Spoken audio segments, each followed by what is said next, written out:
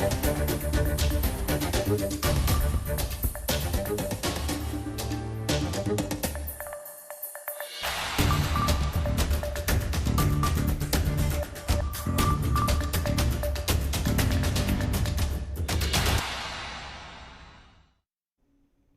morning, everybody. Meteorologist Rebecca Sweet here. The time is 9:09 and it is on your Friday morning. So we're giving you an update as to what we've been watching heading into the weekend. I know that this has probably seemed like the longest week going into the weekend, but the event is almost here. We do have winter storm warnings that we're tracking across parts of Fentress and Cumberland counties. So this has been put into place through the weekend, and this is emphasizing again travel concerns. So travel is not going to be advised. And then we look ahead to parts of East Tennessee, where everywhere else we do have a winter storm watch. So whether you're covered under this gray-blue color or you're covered under this pink color, to be honest, folks, into the weekend, travel is not going to be advised. I mean, just be smart. It's happening on the weekend. If you don't have to go anywhere, just stay put. And I'm hoping, fingers crossed, that maybe there is the potential as we go into your Saturday that we may see just a few little snow flurries. So this model, this is the graph. I like this model. I feel like it looks pretty. It kind of agrees with what I'm thinking. It shows the opportunity for maybe a few snow flurries possible into the morning, but to be honest, first and foremost, we have to overcome some dry air. So I'm questioning as to whether or not we will actually see this hitting the surface this early on. So some of you, I can already hear, the input coming in that we're going to be seeing, like, where's the storm at? It's not even here yet. Give it some time. So more so, I'd say mid to late Saturday is when we're going to start to see this atmosphere start to saturate. Now, depending on how cold those temperatures are, cold air aloft, cold air near the surface, a nice cold profile, we're going to have the potential for seeing some snow. Now, this has actually kind of changed a little bit from yesterday. I think we're going to have maybe a nice little period in the morning where we may have a slightly better chance of seeing some snow flurries. Now, I'm not talking about a ton of snow. We're talking like maybe a quarter of an inch up to a half of an inch, maybe up to an inch in some spots, but it's better than nothing, right? It's better than nothing. I don't know if it's going to be quite enough to go sledding in, but if you have kids at home like mine who are only specifically thinking about snow, this may be that kind of like blessing. So enjoy it while we have it. We go throughout the night, Saturday night and into your Sunday, and that is when we are tracking this kind of warm nose of air that is going to be pushing into the region. Now, the question again is how strong will this warm air be? It's kind of that battle of cold air versus warm air.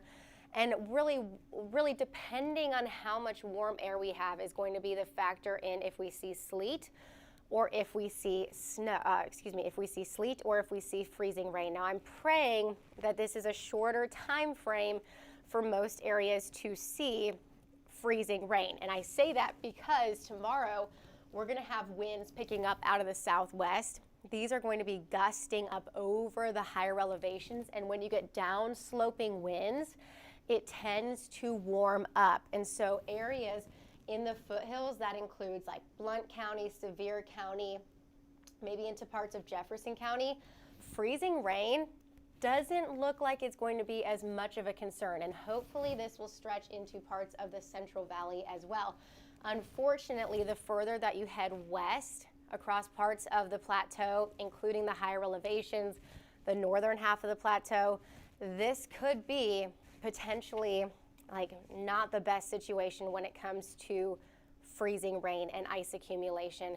Looking at ice accumulation anywhere between, let's say, a quarter of an inch to a half of an inch of ice. And we're talking about, when we say a quarter of an inch to a half of an inch of ice, we're talking about ice accumulation that could be on branches, on vehicles, on roadways. When we get to that level of ice accumulation, that is when we have the potential of power outages, down trees, impacts on the roads. So that's where we really start to get into some of this major concern. So again, late Saturday and into early Sunday is when we are expecting to see the biggest concern, kind of those cooler temperatures still in place, but that warm air nudging in. So we have that kind of perfect combination for seeing freezing rain. As we go into your Sunday, that warmer air is going to overpower the region, and Sunday looks like it's going to primarily be a rain event. So moderate to heavy rain moving into the region, and this is likely going to stay with us through Sunday evening. Now, if we have any lingering precipitation going into your Monday, most of this is going to be in the form of some light snow, perhaps up into the higher elevations. I'm not as concerned with what we could be seeing on the back half of this system. Now, keep in mind, only one of our high resolution models goes this far out, and this is the graph. So as of right now, that is not one of my biggest concerns, but of course, I will continue to watch this as we go into the weekend. I will say one of my concerns also includes the potential for like slippery conditions on the roads come Monday morning, because wake-up temperatures are going to be down into the teens. Let's talk a little bit more about the freezing rain. So remember, I said the biggest concerns of freezing rain will likely be anywhere between parts of the plateau, the higher elevations along the plateau, and then pushing up into areas along northeast Tennessee and southwest Virginia.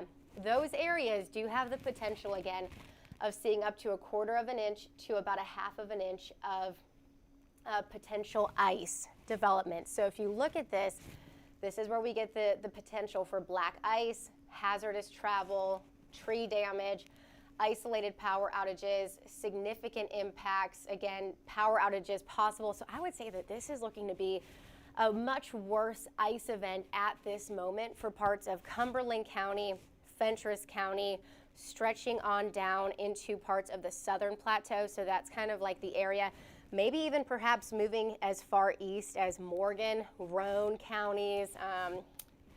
Let's see, Morgan, Roane, I wouldn't say quite as far as Anderson County, but maybe on the western half of Anderson County. So some of those areas that are going to be seeing the potential again for perhaps some icing conditions. So keep this in mind going into the early hours of your Sunday. I know a lot of people planning to go to church on Sunday morning. I get it. We totally understand. But the concern is that with especially black ice, and if we get rain on top of the black ice, that's just going to be a slippery little mess going into your Sunday morning. So Sunday, we're going to continue to watch the potential for some road impacts. When we look ahead to your winter precipitation types, it's a great graphic. Doesn't it make you want to have donuts, right? So we look at freezing rain, which is like a glazed donut. So freezing rain is not going to have a sound when it comes down. It's going to look like rain. It's going to look like rain, and then it's going to freeze upon the surface, and it's going to create this glaze on your mailboxes, on your vehicles, on roadways, on everything. I mean, it's just going to create this glaze. Now, depending on how much of this glaze can stick, that is where that concern is going to be in place for power outages again, and the opportunity for significant road hazards.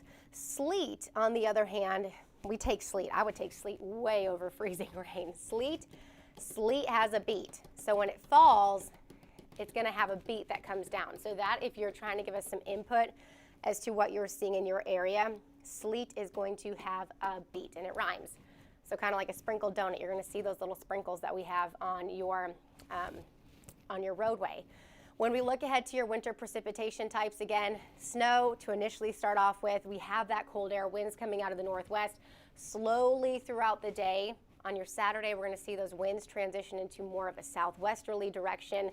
We're going to watch this transition from, again, sleet to potential freezing rain. Those are the two biggest concerns that we have.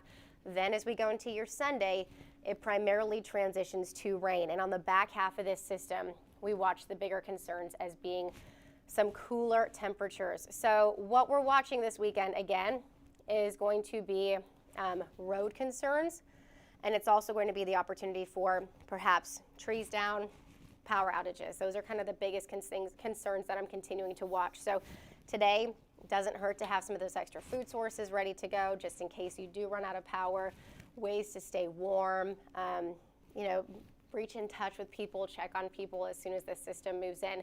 So regionally, let's give you one more look at this. So regionally, you can see that today, quiet, no concerns. By tomorrow morning, mid to late morning, we'll start to see this system move in. So we'll start to have some of those snowflakes for most of us here across East Tennessee, pushing especially for areas north of I-40. We'll have the chance for some perhaps, let's say, sleet, freezing rain late Saturday night. and into your Sunday. So I would recommend do not be on the roads Saturday night. If you can avoid the roads, please, that's like the time frame. I think I'm literally going to stay at the station Saturday night so I can work Sunday morning and not have to drive on the roads. So that is like the number one concern. Heavy rain moves into the area as we go into your Sunday, and then on the back side of this system, we may see a little bit of precipitation late Sunday night.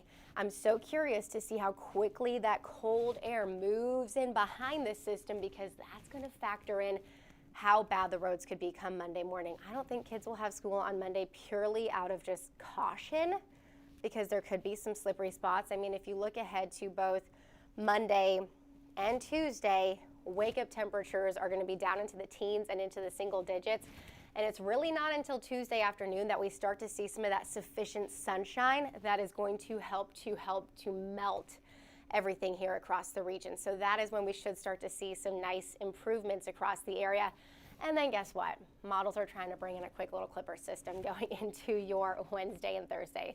I'm not even going to think about it at this moment because we got to focus on what's ahead. Anyway, that is a look at your extended forecast. We're going to be doing streaming updates throughout the day, watching it into the weekend, but please, please, please, please, please stay safe, folks. If you don't need to be on the roads this weekend, don't do it. Just stay put. It's the weekend. Hopefully most of you are going to be off from work, and you can just find a way to safely ride out this winter storm.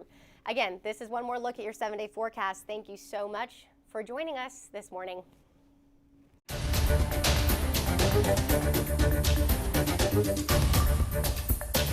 you.